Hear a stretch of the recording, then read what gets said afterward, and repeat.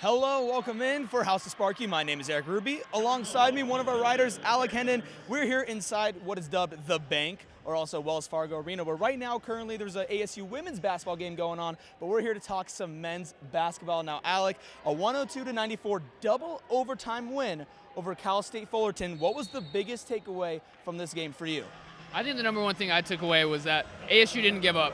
There were many opportunities where it looked like Cal State Fullerton was going to pull the big upset, and ASU stuck with it. I think the person that sticks out to me more than anyone is Lugan Stort.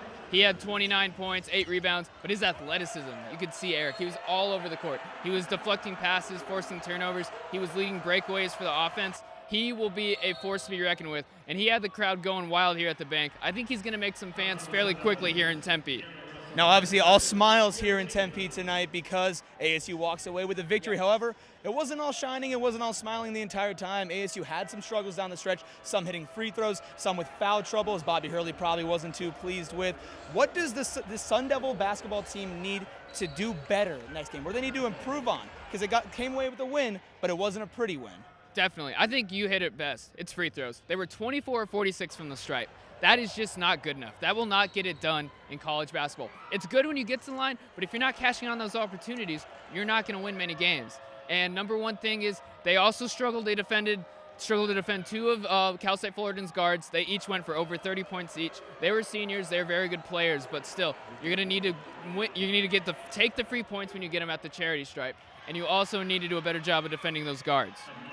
Now, we talked about Lugan Stort, obviously the best player for ASU this game. He was rebounding. Obviously, his athleticism showed, as you mentioned before. But a few other players stuck out for the Sun Devil team. Who do you think the second best player was on the court tonight for Bobby Hurley's team?